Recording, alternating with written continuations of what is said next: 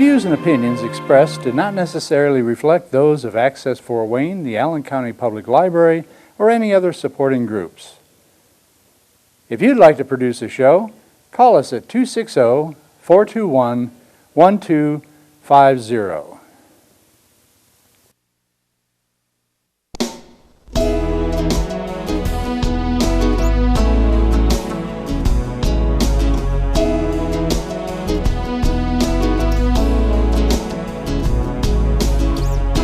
Let me be your lighthouse so I can show you the way. Let me be your shining light, I'll keep you from drifting away. I'm the one that makes you try when... This is Patty Hunter of Patty's Page. Today, my special guest on Zoom is Wendy Davis. Are you a judge still? No, I had to resign in order to run for Congress. As a judge, you're not allowed to be political. So I have questions for you, girl. Okay. Where were you born and raised? So I was born on the Allen County and Whitley County line. I grew up on a small farm. We had some horses and some cows, and then our farm was obviously grain, soybean and corn. And the way I describe where I grew up was our farm was in Allen County and our mailbox was in Whitley County. The word. So you had to pay double for your mail? I don't think so. I don't think they made us do that, but. So you're on the border line, eh? Correct. Way out in the county. Way out in the boondocks. Yep. In fact, when I grew up, Patty, between my house and I went to Homestead High School, oh yeah, there was nothing but farms. Nothing but farms. Everybody was a farmer because I went to Homestead High School back when it was more of a farm school than it is now. Now it's huge.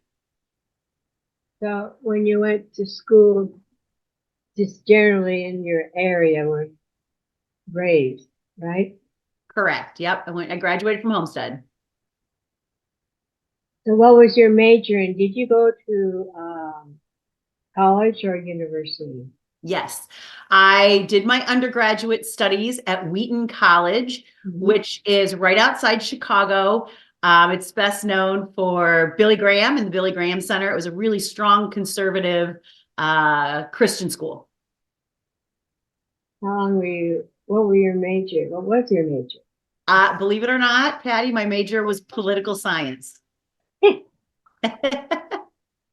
Anyway, that's good. So when you left college, you graduated and all. What was your first job? Right. So when I graduated from college, then I went straight into law school. So, and my second year of law school, I got married to my husband. So I finished my third year of law school and started my legal career in Texas because my husband was a U.S. Army officer and he was stationed at Fort Sam Houston in San Antonio, Texas. So we lived in San Antonio and he served in the U.S. Army for 8 years. And I started my career as an assistant district attorney appointed to a federally funded drug and violent crimes task force. So I was prosecuting back in Texas border issues, Mexican mafia, Mexican cartel, illegal Mexican gangs with really some violent stuff, drugs, guns, you name it. I tell people I got more death threats as a high-level prosecutor in Texas than I ever have as a judge here in Indiana. So my husband and I, after he served for 8 years in the U.S. Army, we came back to Northeast Indiana, where I grew up, to raise our kids. My husband is back in uniform now. He is a lieutenant colonel out at the 122nd here locally, and he is deployable. His unit, that he is the commander for the critical care air transport unit. And so he leads that here at the 122nd. And by the way, we have 3 kids. My oldest daughter is 26 and she's in Dallas. My middle son is a West Point grad. And then I have who's a young Army officer. And then I have a 18-year-old who's a senior about ready to graduate. Mercy for heaven. My dad was in the Royal Canadian Air Force. Oh, was he? Well, thank you for his service. So, well, after you became a judge, how long were you a judge?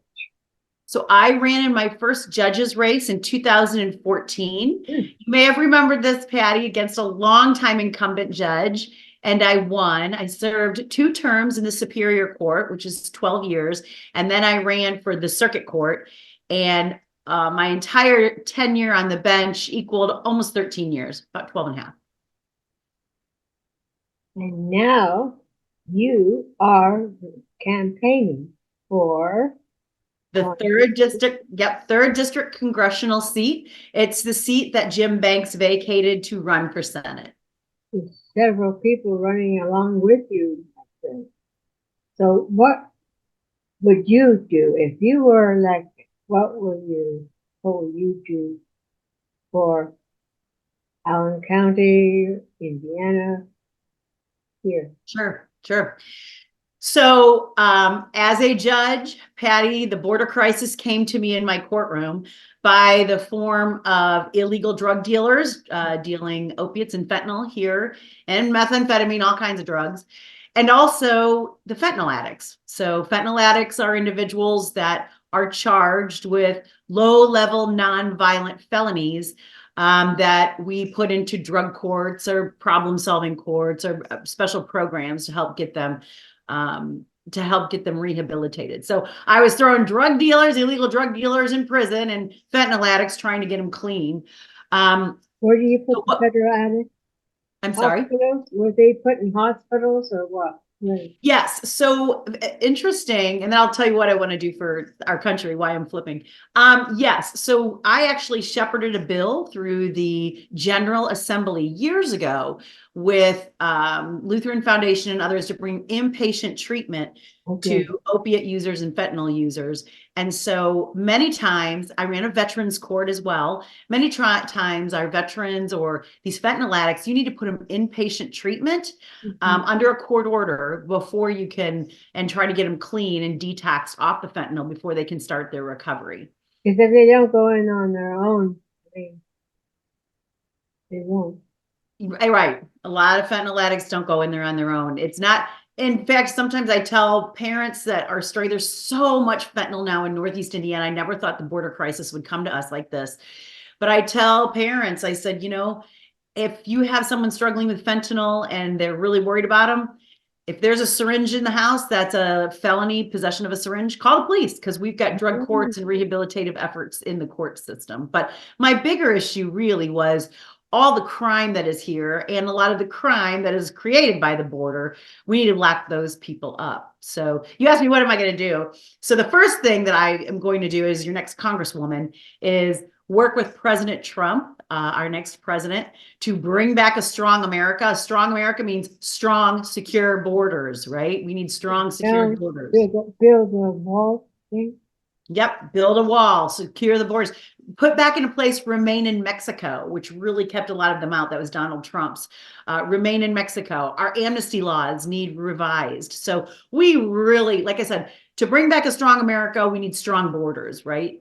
Strong national security. So I will do that. I will work hard with the president to secure our borders. The other thing I will do is stop spending. We've got an economic crisis going on. That's my problem. What'd you say? That's my problem. I spend too much. Well, so does Joe Biden. So we need to stop spending. We need to stop all of this spending.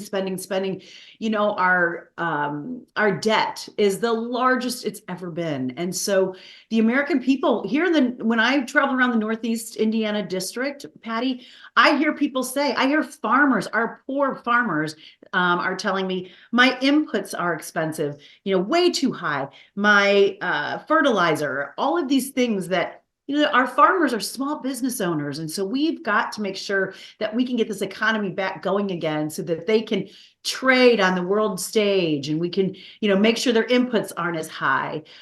So strong borders, strong economy, strong America. And there's so many other things that we have got to get done. Those two are at the top, probably strong borders, strong economy. I will put a balanced budget amendment on the floor each year, trying to get our spending under control and getting our economy back. But let me say something else. We've got to be independent when it comes to energy. I will fight for energy independence. I mean, this is crazy. Joe Biden has shut down all our pipelines and fracking and all of these things. And we are now buying our energy from our enemies. That makes no sense to me. Our farmers rely on all of the energy, diesel fuels, and we need to promote biofuels and make sure we can sell our natural gas. Joe Biden is telling us we can't export natural gas. Renewable energy, ethanol. We've got to push for all of this. And as the next Congresswoman, I will push, because that will only strengthen the 3rd district, but strengthen America as a whole. With all this fuel, fossil fuel that we use for our gasoline, how about the sun? Solar? So, yeah. Well, let me just put to you, that's all a part of Joe Biden's Green New Deal, right? He wants to give federal dollars so that we can go to the farmers and give them a ton of money for their farmland. I will fight for that farmland to stay farmland, because 95% of the farms in this district are owned by families, 95%. And so they want to be able to push those farms down and have a succession plan with their family, which got to get rid of the death tax too. But when it comes to solar, I mean, here's the way I look at it, Patty. All forms of energy is fine, right? All forms of energy has their place, but the federal government should not be involved in any of that. I don't believe in the Green New Deal. If I personally want solar panels on top of my house because I live in Arizona, that's up to me, right? But we've got to become energy independent. And if I were your congressman, I would fight against the Green New Deal. Gun runners, gang shootings in Portland and the general area. Yeah. So we do have a lot of gang shootings here. We've got a lot of crime. It's our children too. Yes, and the border crisis is not helping, because a lot of those illegals are coming here and they're pushing drugs, they're pushing the fentanyl, and they're committing crimes. So let me be abundantly clear. Fentanyl addicts that are here, if you are living in Northeast Indiana and you become a fentanyl addict and you are a low-level non-violent offender here legally, I will put you into drug court, into rehab. However, my job as a judge is to lock up all the drug dealers, all the crime, gang members, all of them. There's a place for them, and it's called prison. The drugs that come in, are they from other countries? Well, the research I did, especially when I started seeing so much fentanyl, I called Bison Narcotics and did my homework. And I said, where is all this fentanyl coming from? And they said, Judge Davis, it's coming through the border, made in China. Oh. So that's where the majority of the fentanyl is coming from. Now, all these other drugs, the majority of them are coming from China, Patty, to believe it or not. Man-made? Yes, yes. Well, that's not good. Say that again? That is not good. No. That's why we've got to secure our border in order to bring back a strong America, which is why I'm running, right? As a judge, I can only react to all of these problems in my courtroom, and I'm tired of reacting to them. I want to pivot and be proactive and really help President Donald Trump. We need to solve these problems so we can bring back a strong America. Strong economy, strong America. Strong borders, strong America. Strong national security, strong America. So we've got to turn this ship around. There's there being reports of children missing around Indianapolis area towards Fort Wayne. Human trafficking is a big issue right now, Patty. And not only that, they're trafficking them across the border. They're grabbing them here. Human trafficking in fact, I've been going and I've been sitting on a committee for human trafficking and talking about human trafficking, making sure there's more awareness of that. And I've had stories in my courtroom, Patty. I had a veteran, believe it or not, that was trafficked. And when he turned 18, he went into the military to get away. But I heard his story about how he was trafficked. And a lot of times people don't realize this. They traffic these children through relatives and through parents. And so I've heard some daunting stories from people that end up in my courtroom hooked on drugs because they were humanly trafficked as young kids. They put them on drugs and then they suck them in and use them. Correct. Unfortunately, I have to tell you, and I think we've all seen it on TV. I've witnessed it firsthand in my courtroom. Crime is out of control under Joe Biden, Patty. Crime is out of control. And some of it is we have Democrats screaming, defund the police. You know, as your next congresswoman, I've been very blessed. I have lots of sheriff's endorsements, lots of law enforcement endorsements in this district, but that's because we need to fight for the law enforcement in our district. We need to give them what they need to help fight crime, including all of the illegals that are here, that under Joe Biden's administration, he will not give a dime in the federal government to bring ICE officers to Northeast Indiana to pick all these people up. So we have to deal with them. We need to give our local law enforcement the tools they need to deal with them. Because right now you hear, oh, shall we give the illegal aliens or immigrants Nope, that's what they are. They're illegal aliens. They came here illegally. the right to vote? No. That's right. You know, under our Constitution, which remember, as a judge, I raise my hand to say I'm going to uphold the Constitution in its purest form, which I have done, and I'm going to continue to do. You know, I'm a big First Amendment gal. I'm a big Second Amendment gal, and I carry. And so our Constitution is set up that citizens of the United States vote, not illegals. Under Joe Biden, he wants to let all of these people in across the border, right? I mean, we've all seen it, the flow. He wants them all to vote. Right? Because they'll all vote Democrat. They're here illegally. They have broken the law by coming into our country. So now Joe Biden would like for them to vote. And as your congresswoman, I will fight against that. Most of these people that are here illegal, we need to send them back. And I agree with you.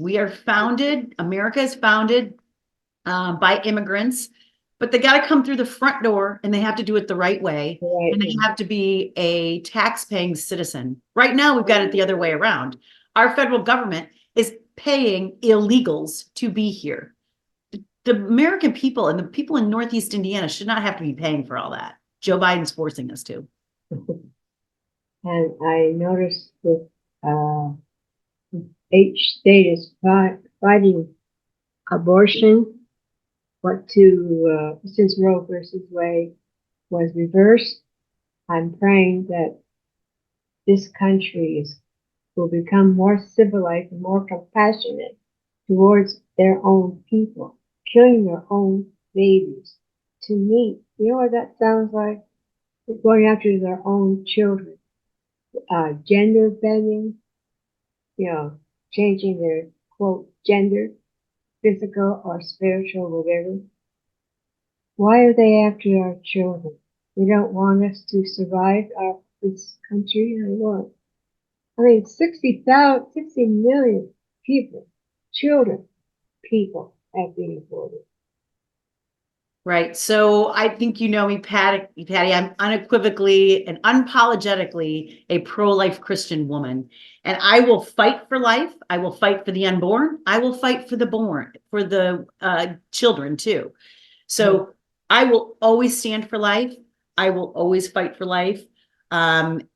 However, we need to protect our children once they're born, right? Yep. I mean, we've got to, and I'm worried about schools and our federal government pushing all of this transgender ideology.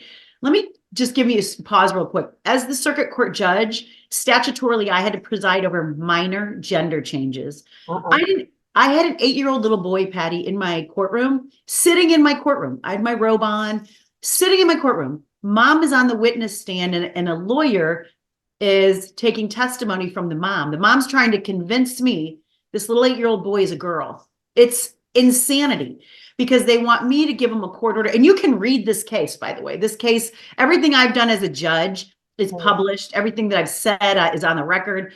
So I wrote an opinion, a legal opinion, pursuant to the law that said it's not in the best interest of this 8-year-old little boy to change his gender. Well, I got appealed on that case. You can read the appeal. And I was affirmed, but there was a dissenting opinion in that case that basically called me out as being a discriminatory judge against the LGBTQ. Oh, no, you can't. Yes, it did. No. The Journal Gazette printed that dissent against me.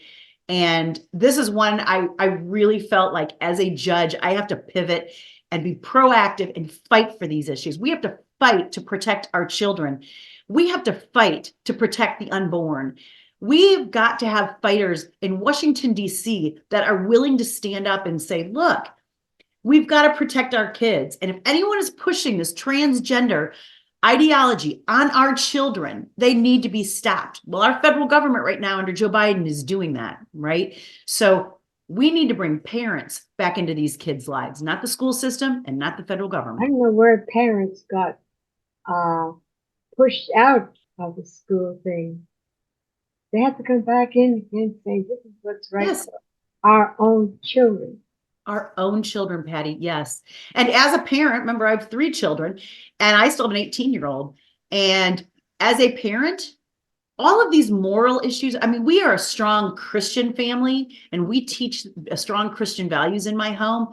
That, remember, the school system is there to teach what? Math, reading, writing. We are so far afoul from that right now in America. Listen, Patty, in Northeast Indiana, our school systems are pushing this ideology and this, oh, it's okay to be transgender. Oh, you're 8 years old, like this Talk little about boy. confusion. And you think you're a girl? Let's support that. Be who you are. It's nuts. Transgendering and abortion and all that.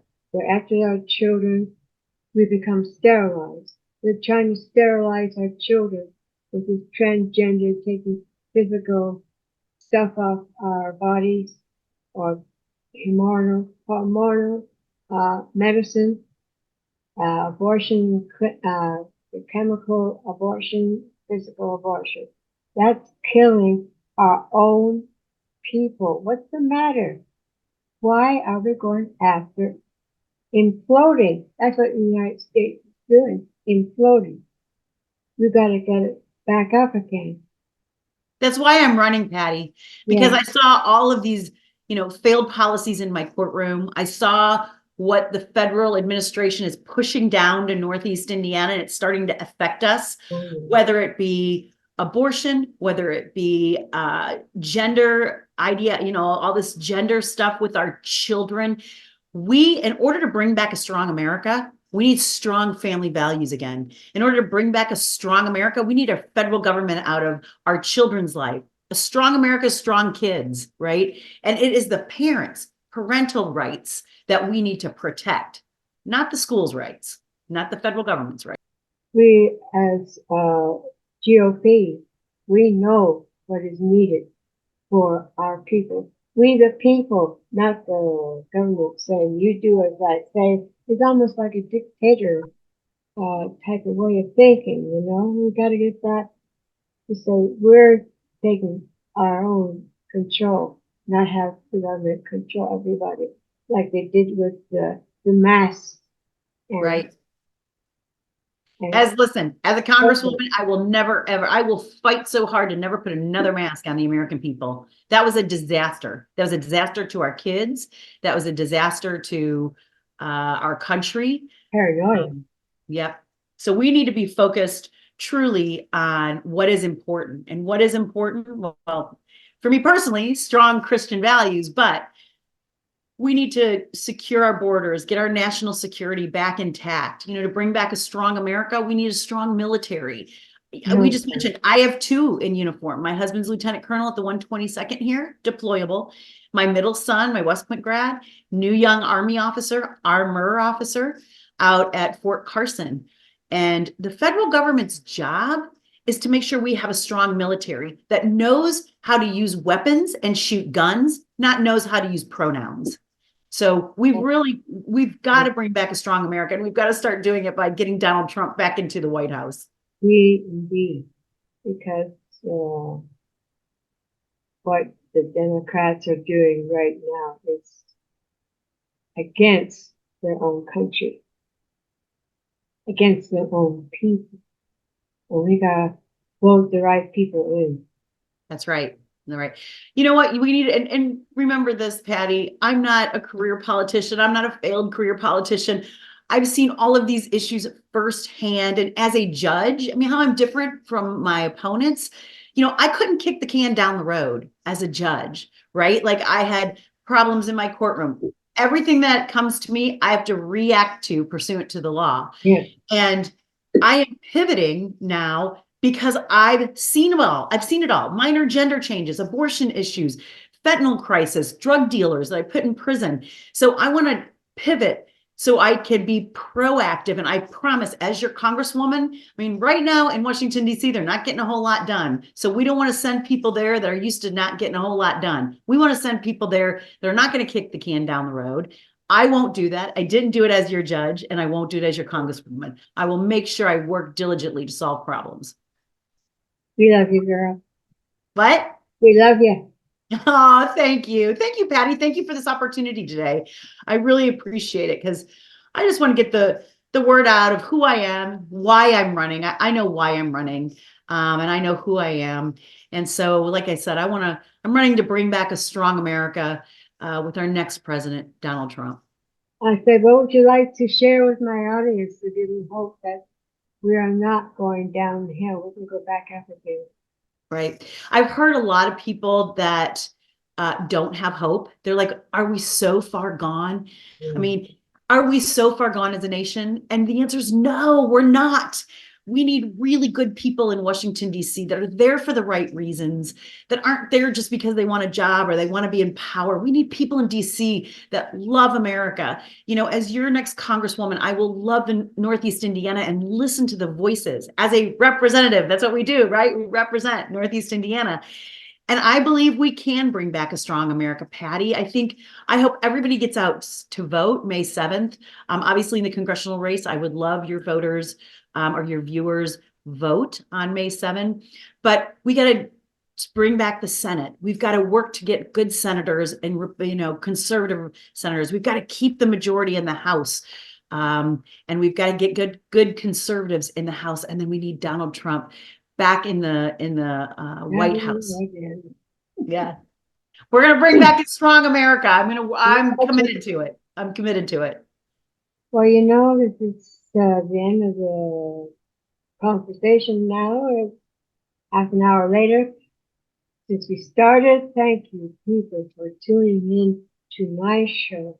And thank you, Wendy Davis. Far out, girl. Thank you, Patty. Godspeed, my love, until we meet again. You're always in my heart and every dream. Don't let this time apart give in to all our fears. God will keep us close from up above. So until we meet again, Godspeed, my love.